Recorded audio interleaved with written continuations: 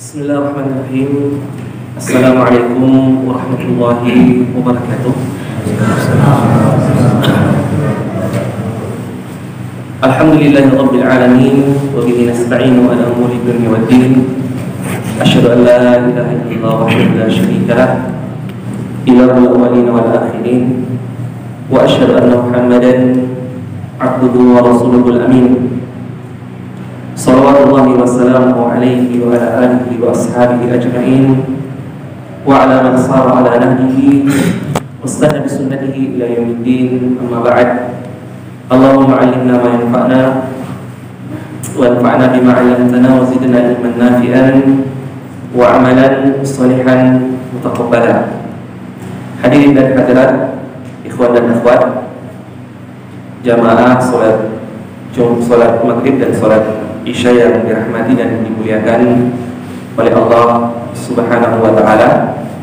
Dan tak lupa juga kita menyapa seluruh peserta kajian ini yang mengikutinya via dunia maya, via internet.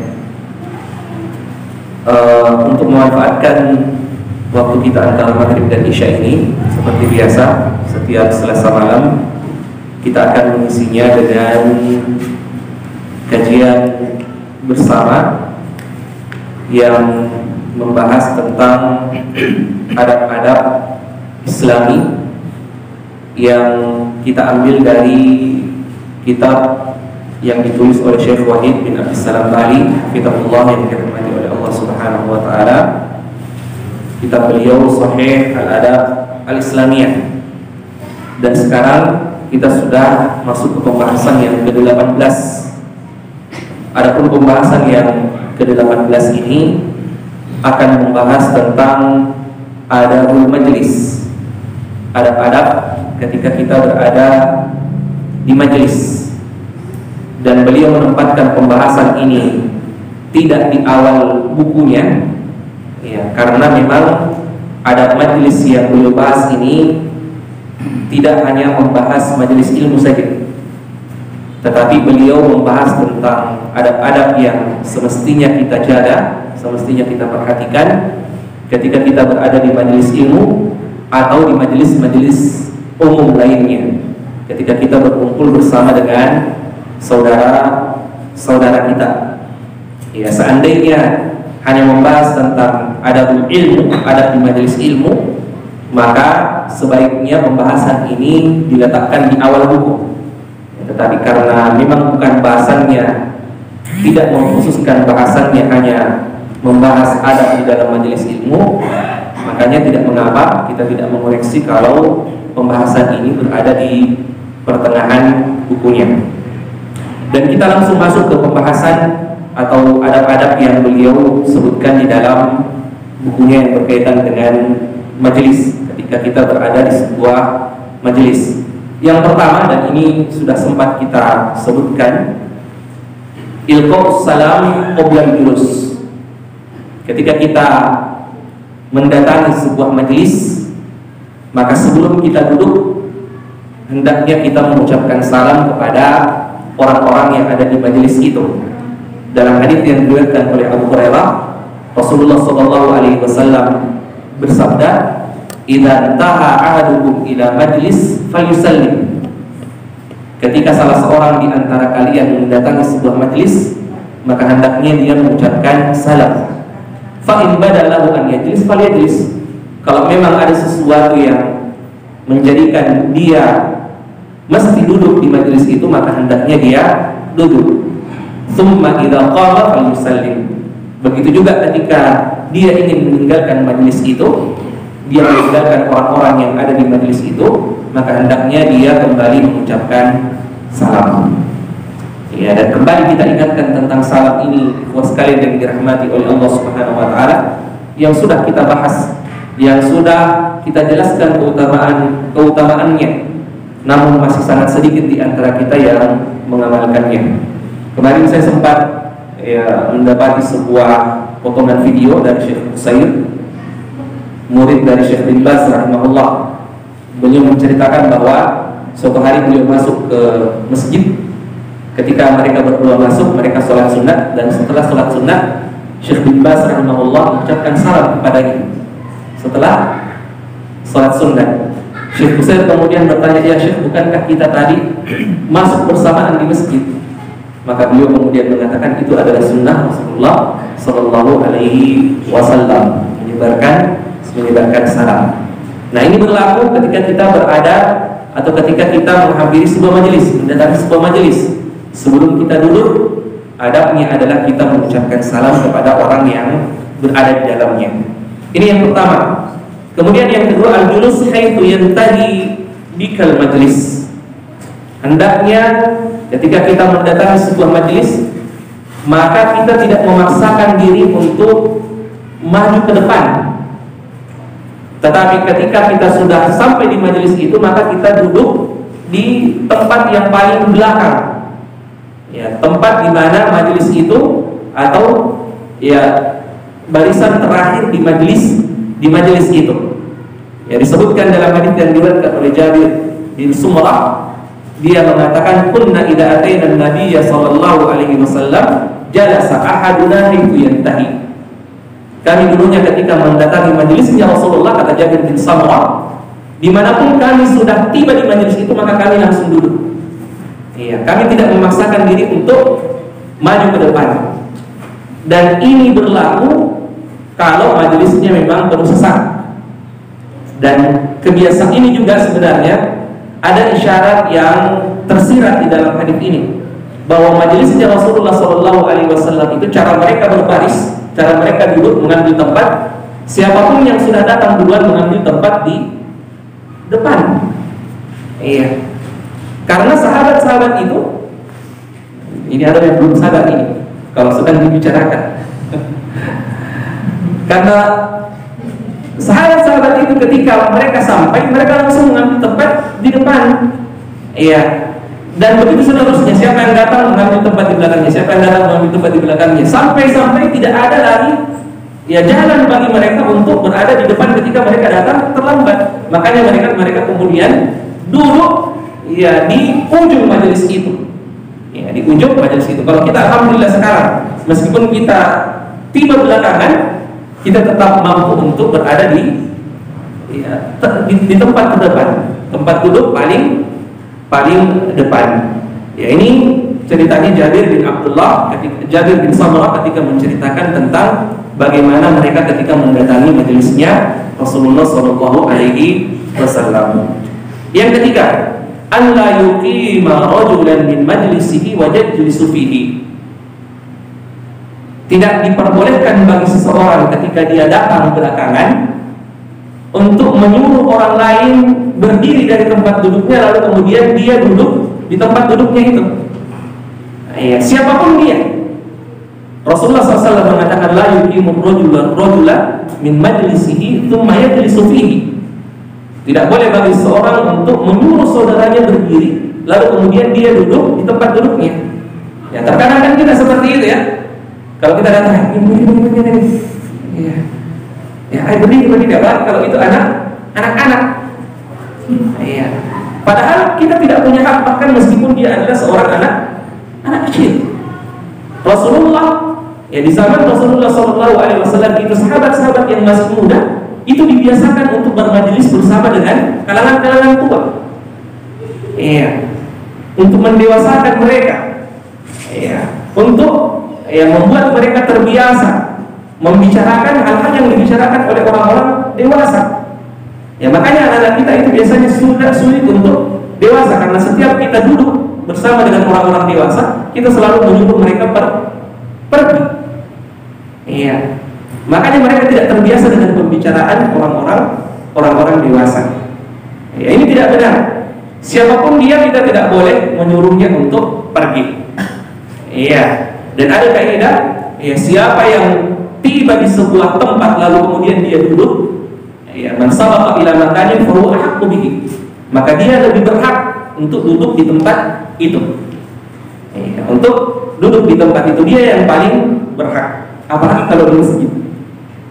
Apalagi kalau di masjid. Siapa yang tiba duluan, maka dia yang paling berhak untuk duduk di tempat itu. Tidak boleh bagi kita untuk menyuruh orang lain berdiri lalu kemudian kita duduk di tempat duduknya. Yang keempat, al-ifsahu lil qadim. Iya. Meluaskan majlis, ya, memberikan tempat duduk bagi orang-orang yang datang belakangan. Ya, bagi orang-orang yang datang belakangan. Allah Subhanahu wa taala berfirman, "Ya ayyuhalladzina amanu idza qila lakum tafassahu fil majalis fafsahu yafsahillahu lakum." Wahai orang-orang yang beriman, ketika dikatakan kepada kalian, ya, luaskan majlis, ya, lapangkan majlis itu, maka lapangkanlah, ya, yafsahillahu lakum, maka Allah akan melapangkan untuk kalian. Jadi kalau ada orang datang, kita mengatakan tafassahu, lapangkan tempat duduk itu. Ya, kalau masih bisa dilapangkan, kalau masih bisa dilebarkan supaya mereka mendapat tempat duduk. Wa idza qila inshuzu fanshuzu. Ya, yarfa'illahu alladhina amanu minkum walladhina utul ilma darajat. Dan ketika dikatakan kepada kalian berdirilah, maka berdirilah. Di sini ulama tafsir punya beberapa penafsiran tentang perintah berdiri ini. Sebagian di antara mereka mengatakan ini perintah kepada sahabat-sahabat Rasulullah SAW ketika mereka dulunya bermajlis bersama dengan Rasulullah, di mana Rasulullah SAW sudah ingin beranjak meninggalkan tempat duduknya, sementara sahabat masih duduk-duduk terus, yang membuat berat Rasulullah SAW untuk meninggalkan mereka. Ya. Makanya kemudian datang perintah ini, kalau kalian disuruh berdiri maka berdirilah. Jangan berlama-lama, membuat Rasulullah SAW itu terlambat meninggalkan tempatnya, padahal beliau sudah ingin meninggalkan tempatnya. Ini adab kepada Rasulullah SAW. Penafsiran yang kedua, ulama tafsir mengatakan maksudnya di sini, kalau diperintahkan kepada kalian berdiri untuk melapangkan majlis, maka berdirilah, pindah dari tempatnya untuk melapangkan majlis. Ingat bedanya tadi, yang pertama itu menyuruh orang berdiri lalu kemudian dia duduk, itu bukan berniat untuk melapangkan majlis, itu memang mau mengambil tempat duduknya. Kalau ini tadi tidak, disuruh berdiri untuk pindah tempat untuk melapangkan orang yang datang, yang datang belakangan. Jadi kalau disuruh untuk berdiri maka berdirilah untuk melapangkan majlis yang sempit itu. Ini yang keempat.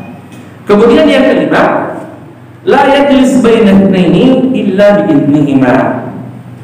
Tidak memisahkan dua orang yang duduk. Iya, lalu kemudian duduk di tengah-tengahnya. Iya. Disebutkan dalam hadis yang diriwayatkan oleh Abdullah bin Amr, Rasulullah SAW bersabda, la yahillu lirajulin an yufarriqa baina itsnaini illa biidznihima. Tidak halal bagi seorang untuk memisahkan dua orang yang sedang duduk bersama, ya, kecuali atas izin keduanya. Kadang kan kalau kita duduk bersama dengan teman, tiba-tiba ada yang datang langsung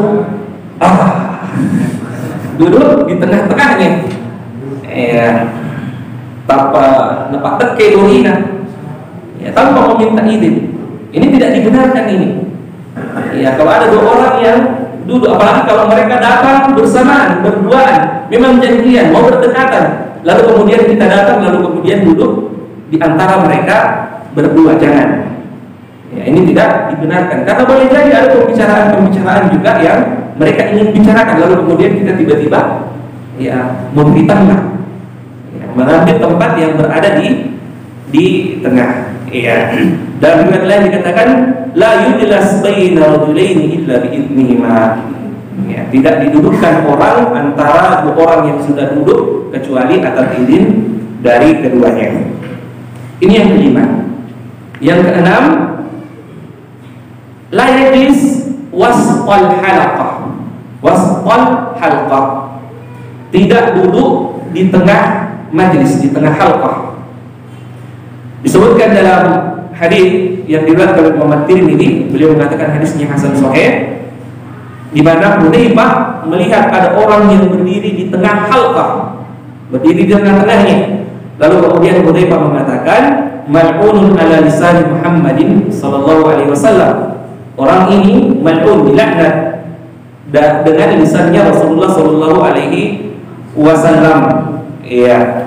Au la'anallahu ala lisani Muhammad man qa'ada wasqal halqah. Ya. Atau Allah melaknat melalui lisannya Muhammad orang-orang yang duduk di tengah halqah. Hadis ini diriwayatkan oleh Imam At-Tirmidzi dan beliau mengatakan hadisnya sahih. Tetapi ulama lain mengatakan hadisnya lemah. Perhatikan ini. Ulama mengatakan hadisnya lemah dan kami lebih condong ke pendapat yang kedua ini. Hadisnya lemah. Ini tidak dijadikan hujjah, tidak dijadikan dalil. Iya. Dan bagi yang mengatakan hadisnya sahih, maksudnya di situ kalau memang tidak ada kepentingan, tidak ada keperluan.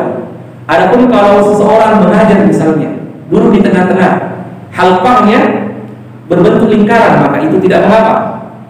Atau ya kalau memang hadisnya sahih seperti yang dikatakan oleh Al-Khattabi, ya beliau mengatakan maksudnya di sini dia duduk di tengah-tengah setelah melangkahi pundak-pundak orang, lalu kemudian duduk di tengah halqah. Ya, tapi sekali lagi hadisnya adalah hadis yang lemah, dilemahkan oleh banyak ulama. Allahu a'lam, dan kami lebih condong ke pendapat ini. Kemudian yang kedua, berkaitan dengan hadis ini, beliau mengatakan wasqal halqah. Ya, di dalam bahasa Indonesia kata halqah sebenarnya sudah diserap. Kita mengatakan halaqah, halaqah ilmu. Kalau di dalam bahasa Arab sendiri, sedikit belajar bahasa Arab ya, yang benar sebenarnya ketika kita menyebutkan majlis itu halqah, kita mengatakan halqah dengan lam yang disukunkan, bukan halaqah, tapi kita mengatakan halqah. Halqah tilawatil Quran misalnya, atau halqatul Quran. Ya. Adapun halaqah itu bentuk jamaknya halik, orang yang mencukur rambutnya. Ya, itu bedanya. Tapi diserap di dalam bahasa Indonesia dijadikan halaqah. Ya, kita terkadang ketika mengindonesiakan bahasa Arab, kita kadang keliru. Sama dengan mahram dengan muhrim. Ya. Kita kadang bilang, saya tidak mau sentuhan, kenapa bukan muhrim?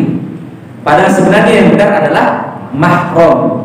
Muhrim itu orang yang ihram, yang ingin tawaf. Ya, ingin tawaf. Ya, ini sekedar bahasa Arab, belajar bahasa Arab sedikit. Jadi yang benar kalau di dalam bahasa Arabnya itu halqah. Halqah. Kita mengatakan halqah. Halqah ini, halqah itu. Ya, seperti itu. Adapun halaqah, ya itu bentuk jamaknya dari orang yang mencukur rambutnya, bentuk jamak dari halqah. Allahu a'lam. Ya, dan lafaz ini jelas disebutkan sini wasqal halqah. Yang ketujuh, idza qama min majlisihi summa 'ada ilaihi fa huwa ahqqu bihi. Bagi orang yang meninggalkan tempat duduknya sebuah majelis ya untuk satu keperluan, lalu kemudian dia kembali, maka dia yang lebih berhak untuk duduk di majelis itu. Ini pengecualian untuk tidak mengapa menyuruh orang untuk berdiri lalu kemudian kita duduk kalau memang itu tempat duduk kita tadinya. Ya. Kalau kita masuk ke masjid misalnya setelah sholat sunnah, ya ada hajat di luar, wudhu kita batal, kita kemudian meninggalkannya.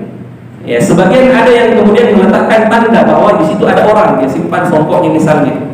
Tapi ulama kita mengatakan meskipun tidak ada tanda yang disediakan, disiapkan, disimpan, kalau dia kembali lagi, maka dia yang paling berhak untuk duduk di tempat itu, untuk berada di tempat itu.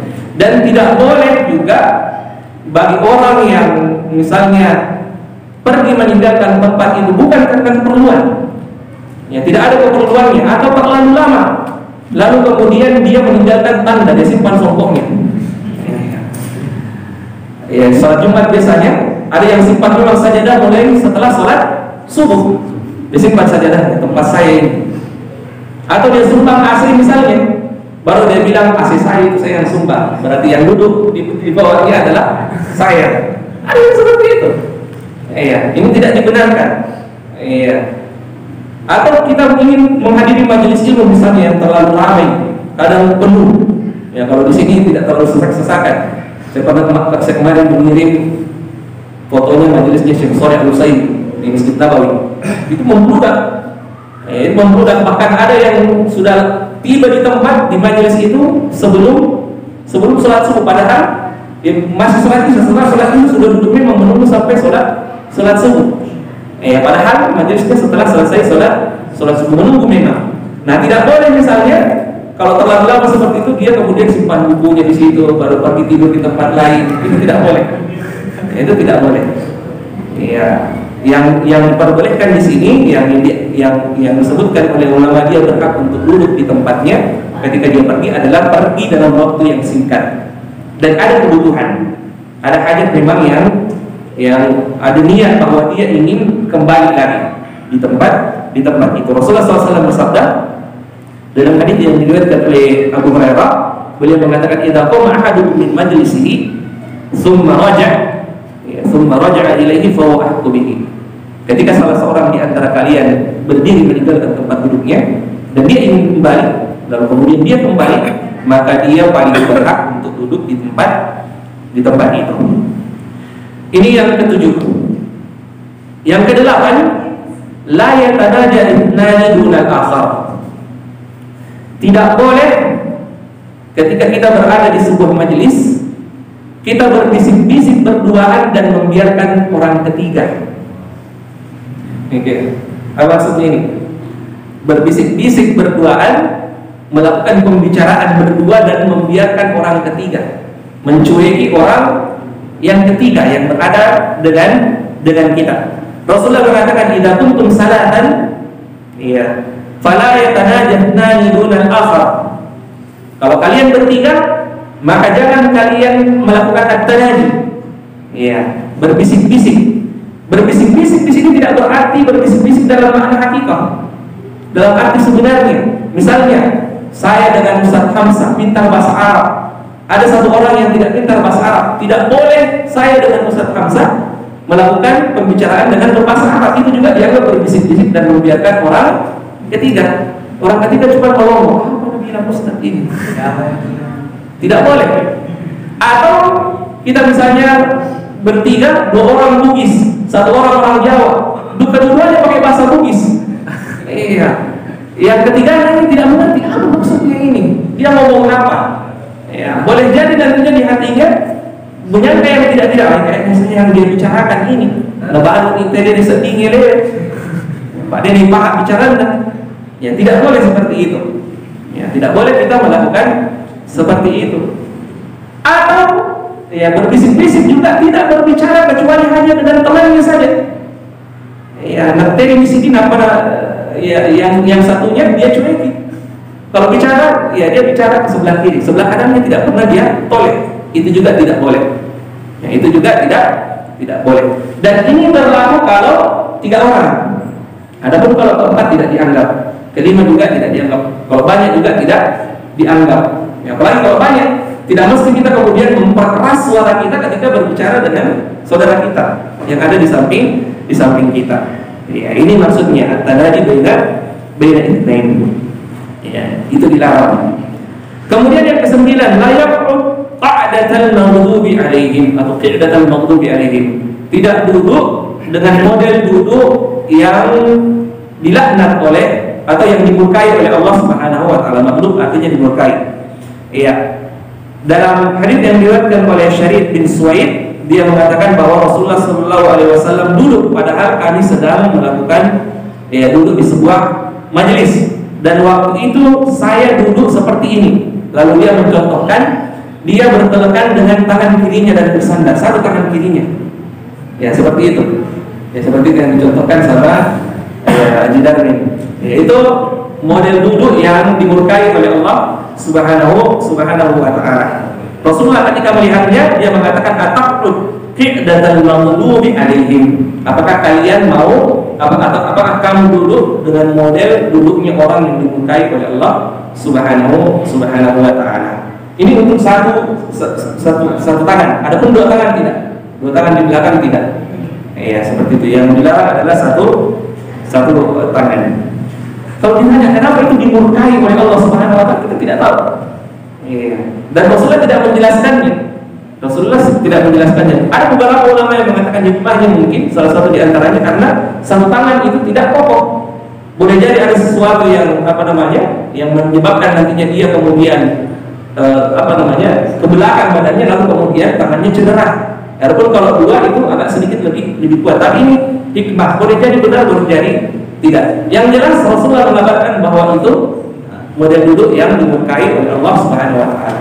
Dan kita mengimani apa saja yang datang dari Rasulullah sallallahu alaihi wasallam. Yang ke-10, idza syariba a'ta man an yaminihi. Kalau kita sedang duduk-duduk bersama dengan saudara-saudara kita, lalu ada minuman yang dihidangkan atau makanan yang dihidangkan, maka ketika kita membagi minuman itu, kita membaginya dengan memulai memberikan kepada orang yang berada di sebelah kanan. Rasulullah pernah di sebuah majelis, ada Abu Bakar, ada Umar, ada beberapa sahabat. Yang duduk di sebelah kanannya Rasulullah Arabi, Arab Badui. Yang duduk di sebelah kirinya Rasulullah adalah Abu Bakar, orang yang termulia setelah Rasulullah SAW. Ketika makanan dan minuman dihidangkan, Rasulullah SAW menuangkan minuman. Umar kemudian mengatakan, "Akhirnya Abu Bakar ya Rasulullah, berikan minuman kepada Abu Bakar ya Rasulullah." Ya, karena menurut Umar, penilaiannya Umar bahwa Abu Bakar yang paling berhak, dia yang paling mulia. Tapi Rasulullah SAW kemudian memberikan kepada Arab Badui. Lalu kemudian beliau mengatakan al-aiman fal-aiman, didahulukan yang sebelah kanan, kemudian sebelah kanan. Ya, seperti itu, meskipun ya orang tua di sebelah kita dahulukan yang sebelah kanan. Ini Abu Bakar tadi di sampingnya Rasulullah, samping kirinya. Di sebelah kanannya Arab Badui. Mana yang lebih mulia? Lebih mulia Abu Bakar. Tetapi Rasulullah memulainya dengan memberikan kepada Arab Badui itu. Jadi dimulai dengan sebelah kanan. Yang ke-11, ikhtiyarul al-jalis as-salih. Ketika kita bermajelis, diusahakan kita memilih majelis di mana majelis itu dipenuhi dengan orang-orang saleh. Ya, dipenuhi dengan orang-orang saleh. Di sini beliau menyebutkan tentang permisalan berteman dengan orang yang soleh dengan orang yang buruk. Orang yang soleh, kata Rasulullah SAW, sama seperti penjual parfum. Kalau kita tidak bisa membeli minyak wanginya, parfumnya, minimal kita bisa mencium bau harumnya. Dan permisalan teman yang buruk sama seperti pandai besi, yang kalau kita tidak terkena pedangnya, kita bisa terkena percikan apinya ketika dia membuat pedangnya itu, ketika dia membuat senjatanya itu. Ini tidak berarti, perhatikan, ini tidak berarti bahwa semua pandai besi itu teman buruk, tidak. Iya. Nah, kali kami Thomas CP tersinggung. Tidak, bukan itu maksudnya. Maksudnya di sini pedangnya, dan membuat, bukan orangnya yang membuat, bukan itu maksudnya. Iya, begitu juga parfum ini tidak selamanya penjual parfum itu teman baik. Iya. Yang dimaksud sini parfumnya. Kalau kita tidak bisa beli, kita bisa mencium baunya. Seperti itu. Nah, ini yang pertama. Kemudian yang kedua, di sini beliau mengatakan pilih majelis yang dihadiri oleh orang-orang soleh. Artinya juga majelisnya itu sebaiknya adalah majelis yang memang adalah majelis kebaikan. Hindari majelis-majelis yang di dalamnya ada kemaksiatan di dalamnya. Apalagi kalau di dalam majelis itu ada istihza, ada orang-orang yang mengejek agama Allah Subhanahu wa taala. Ya, ini bahaya sekali. Allah Subhanahu wa taala berfirman dalam surat At-Taubah ayat 65 dengan 66. Allah Subhanahu wa taala mengatakan, "Idza ra'aital ladzina yakhuduna fi ayatina fa'rid anhum hatta yakhudu fi haditsin ghairi."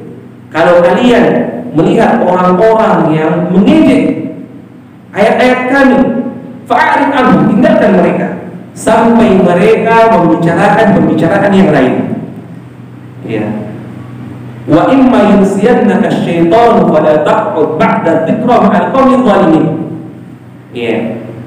Dan ketika syaitan membuat kalian lupa dengan larangan ini, maka janganlah kalian duduk dengan mereka, dengan orang-orang yang zalim itu ketika kalian mengingat larangan ini.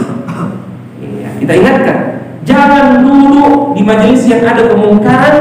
Apalagi kalau kemungkarannya adalah ada orang di dalamnya yang mengejek agama Allah Subhanahu wa taala. Entah itu mengejek dan mengolok-olok Allah, mengejek atau mengolok-olok Rasulullah dan sunnah-sunnahnya, atau mengejek dan mengolok-olok syariat-syariat yang ada di dalam agama Islam ini. Banyak yang tidak tahu, banyak yang tidak menyadari bahwa Islam itu ada pembatal-pembatalnya. Ada yang menyangka bahwa yang membatalkan Islam hanya ketika seorang berbuat kesyirikan, ketika dia menduakan Allah Subhanahu wa taala, menyembah kepada selain Allah. Tidak. Ada banyak pembatal-pembatal keislaman. Salah satu di antara pembatal keislaman itu adalah ketika seorang melakukan istihza, mengejek, mengolok-olok agama Allah Subhanahu wa taala. Allah Subhanahu wa taala berfirman, "Wa la in sa'altahum la yaquluna inna ma kunna naqulu wa nal'ab."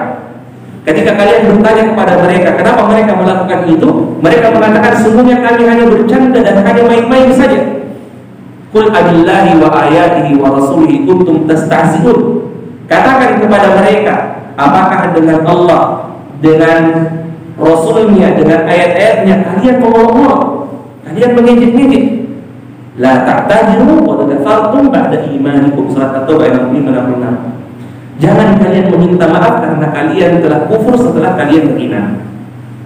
Ini tegas Allah Subhanahu wa taala mengatakan itu. Ya, jangan kalian meminta maaf. Tidak ada maaf bagi kalian karena kalian telah kufur setelah kalian beriman. Ulama ketika menafsirkan ayat ini ada yang mengatakan ayat ini turun kepada orang-orang munafik. Di perang Tabuk dulunya mereka bercanda, duduk bercanda satu sama yang lain. Mereka mengatakan, salah seorang di antara mereka mengatakan, lihatlah sahabat-sahabat Rasulullah yang diejek sahabatnya. Mereka adalah orang yang paling banyak makannya, yang paling dusta lisannya, yang paling penakut ketika berada di medan perang. Ada sahabat yang mendengarkannya dan menyampaikannya kepada Rasul dan turun ayat ini. Katakan kepada mereka, apakah dengan Allah, dengan ayat-ayatnya, dengan Rasulnya kalian mengolok-olok? Katakan kepada mereka, la ta'tadziru, jangan meminta maaf, kalian sudah kufur setelah kalian beriman. Ini pendapat yang pertama. Imam Tabari, beberapa ulama tafsir dan kalangan sahabat Ibnu Abbas, Ibnu Mas'ud memilih pendapat ini, turun kepada orang-orang munafik. Pendapat yang kedua, Syekhul Islam Ibnu Taimiyah, Muhammad bin Abdul Wahhab dan yang lainnya mengatakan, termasuk Syekh Al-Utsaimin rahimahullah mengatakan ayat ini turun kepada orang-orang beriman, orang muslim yang mengolok-olok agama Allah Subhanahu wa taala. Banyak yang tidak sadar itu. Ketika dia melihat syariat jenggot misalnya, dia lihat orang yang mengamalkan sunnah misalnya, mengangkat celananya, kainnya di atas mata kaki, dia bilang kebanjiran. Dia lihat orang yang pakai jilbab besar misalnya, dia katakan kemah berjalan.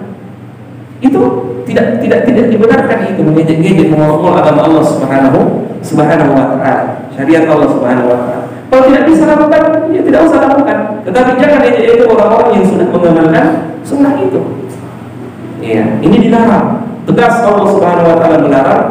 Tidak boleh ada istihza. Dan ini termasuk di antara pembatal keislaman. Seperti yang kita katakan tadi, pembatal keislaman itu bukan hanya kesyirikan. Salah satu di antaranya adalah istihza. Dalam kita menyebutkan banyak, sihir termasuk di antaranya, yang menganggap ada hukum, ada aturan yang lebih baik, atau ada syariat yang lebih baik dari Al-Quran maupun Sunnah Rasulullah SAW, maka ini juga termasuk bisa membatalkan Islam seorang, dan yang lainnya. Ini dibahas di dalam bab akidah. Intinya di sini kita dilarang untuk bermajelis yang di dalamnya ada kemungkaran, apalagi di dalam majelis itu ada istihza kepada syariat agama Allah Subhanahu wa taala. Tinggalkan majelis yang seperti itu. Rasulullah SAW juga mengatakan di dalam hadisnya, takutlah kalian kepada musibah yang menimpa semua orang, yang tidak hanya menimpa orang-orang yang zalim saja. Ulama kita mengatakan salah satu di antara sebabnya kenapa kita disuruh untuk meninggalkan majelis yang ada kemungkarannya, karena dikhawatirkan di dalam majelis yang ketika ada maksiat di dalamnya itu, hukuman dari Allah, adab dari Allah diturunkan oleh Allah Subhanahu wa taala, sementara kita berada di tempat itu. Wattaqu fitnah la tusibanna alladziina zalamu minkum khassah. Takutlah kalian kepada adab, pada hukuman yang tidak hanya menimpa orang-orang yang zalim saja. Ketika ada kemaksiatan, tinggalkan. Coba bayangkan kalau kita berada di tempat yang maksiat lalu kemudian adab Allah turun di tempat di tempat itu. Tidak hanya menimpa orang-orang yang bermaksiat, tetapi menimpa semua orang. Ini yang ke-11. Yang ke-12, istihbabu dzikrillah wassalati wassalami ala Rasulillah fil majlis wal marah. Disunahkan untuk berzikir kepada Allah dan berselawat dan mengucapkan salam kepada Rasulullah SAW di dalam majlis, ya, meskipun hanya sekali saja.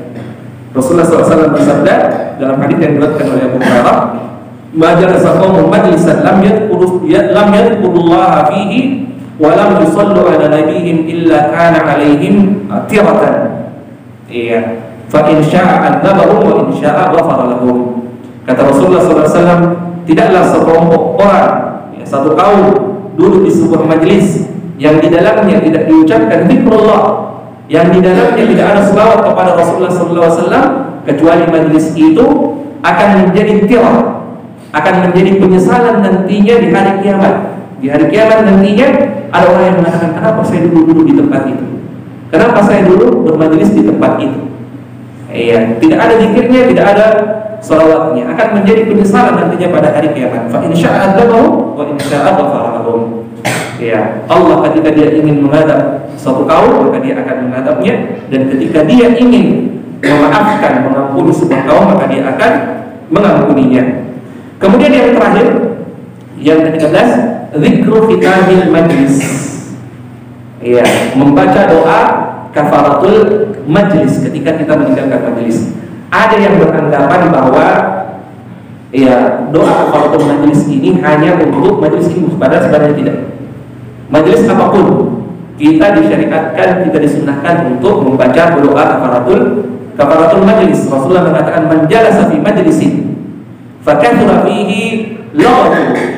Siapa yang duduk di sebuah majlis yang di dalam majlis itu banyak salahnya, lalu kemudian dia membaca qabla an yaqum, sebelum dia berdiri. Jadi ini berlaku sebelum dia berdiri, dia membacanya. Kalau sudah berdiri baru membacanya, dia tidak mendapatkan keutamaan ini.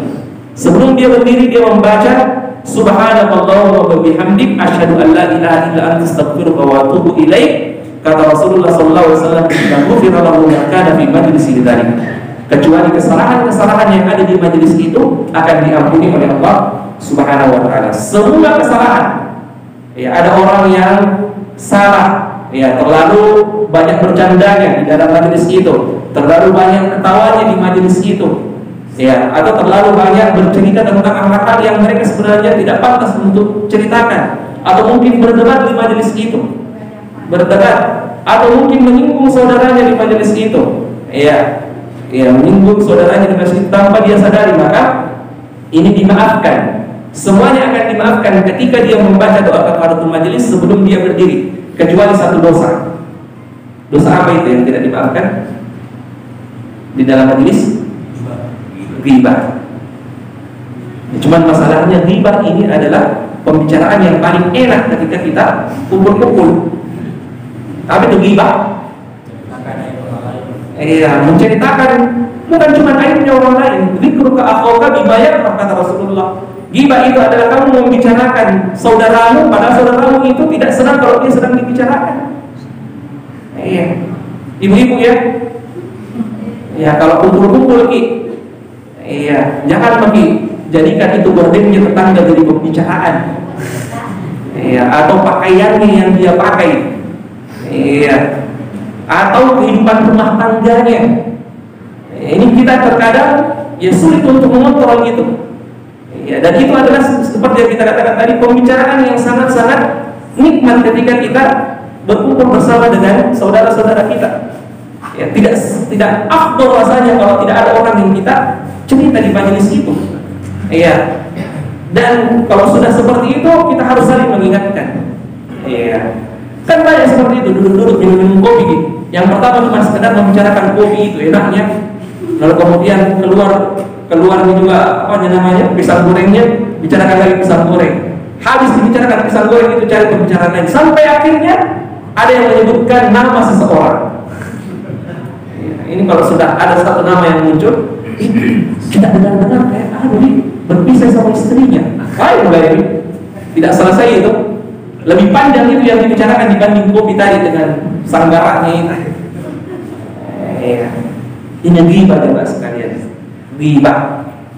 Dan kasihannya orang yang ghibah itu, yang ketika dia membicarakan orang lain yang dia benci, dia menghadiahkan pahalanya kepada orang yang dia benci itu ketika dia membicarakan. Dia benci seorang, dia bicarakan, dia ceritakan. Iya, dia benci seorang. Ya, lucunya, kasihannya, dia sebenarnya ketika membicarakannya itu mengirim pahala kepada orang yang dia benci itu. Ya, jadi semua dosa diampuni kecuali dosa ghibah ini. Ya, hindarkan majelis-majelis kita dari ghibah ini. Ya, siapapun dia, tetangga kita, kawan kantor kita, orang yang kita kenal, seorang ustaz, ya, apapun itu, sebuah kelompok, apapun itu, ya, hindarkan, jangan bicarakan.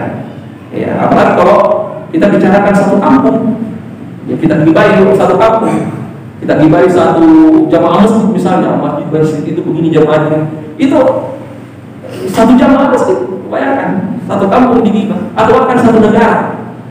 Ada biasa ya cerita tentang keburukannya negaranya orang, satu negara yang digibah, itu bahaya. Ya, itu bahaya, itu bisa kita tanggung semua dosanya semua orang yang ada di negara itu. Ini jemaah sekalian, ada di dalam majelis yang perlu kita perhatikan, yang perlu kita jaga. Semoga bermanfaat. Saya tidak tahu berapa menit lagi. Ada waktunya 8 menit. Ada waktu 8 menit untuk diskusi dan tanya jawab. Kalau ada yang mau ditanyakan dan diperjelas, silakan. Iya, Ustaz Zakir. Anastas, tentang ghibah. Bagaimana itu yang menggibai saya Muhammad bin Abdul Wahab yang menuduh secara tidak langsung dengan kata Wahabi. Ya. Wahabi ini adalah aliran keras dan suka menumpahkan darah orang lain. Ya. Sedangkan saya Muhammad bin Abdul Wahab adalah pendamping raja pertama pendiri Arab Saudi. Iya.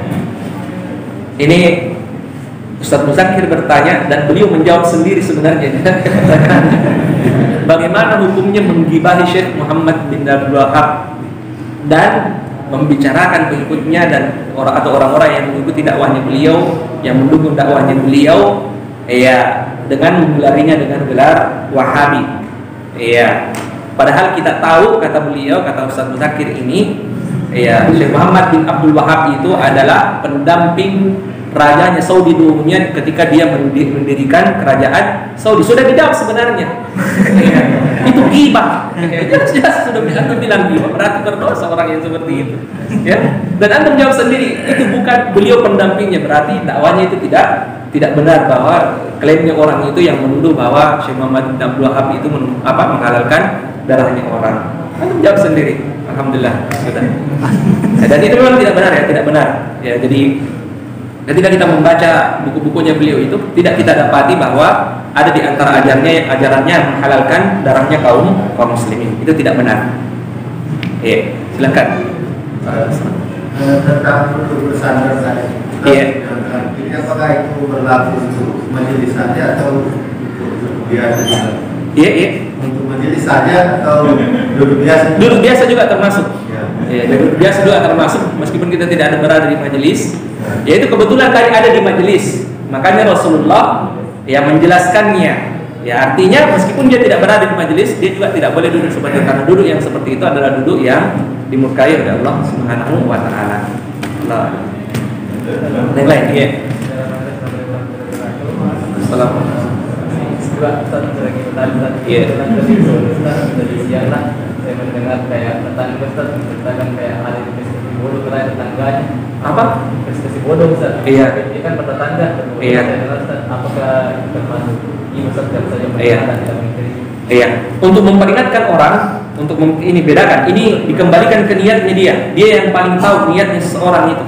Karena ada juga orang yang sebenarnya mengaku bahwa dia memperingatkan orang supaya orang tidak terjatuh dalam kesalahan, tetapi sebenarnya ghibah. Ya, ini kembali ke niatnya. Jadi harus betul-betul niatnya itu ikhlas untuk memperingatkan orang, bukan untuk menjatuhkan orang yang dibicarakan itu, bukan untuk membicarakannya dalam artian supaya orang-orang membencinya pribadi orang itu, tidak. Jadi kembali ke niatnya. Kita tidak tahu itu. Ya, dan kalau ada kemungkaran yang seperti itu, sampaikan bahwa ada yang seperti ini, ada yang seperti ini.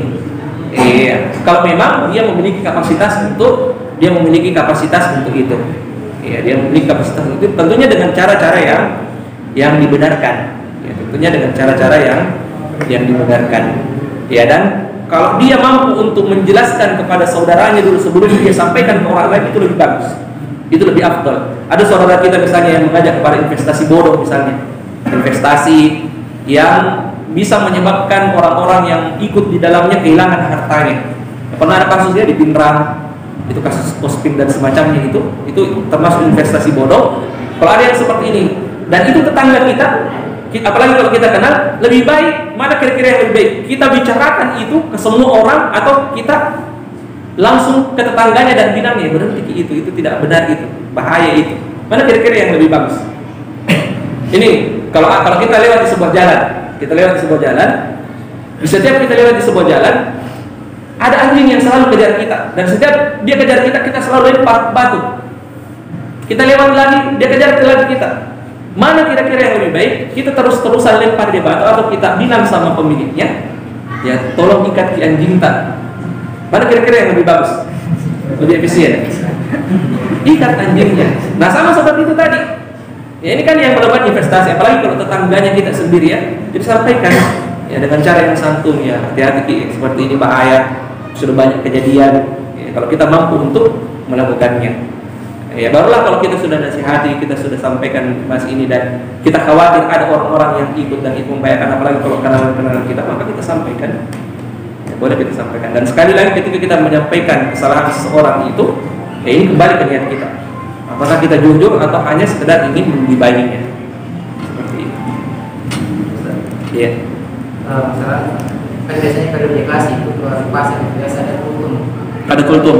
Setelah saya sholat. Sholat, ya. Saya tanyakan di sini, apakah tidak mengapa kalau kita mendengar kultum saya sambil berzikir? Iya. Yang kedua, apakah biasa kan majelis ilmu? Biasa kalau bulan Ramadan itu ada majelis ilmu, istilahnya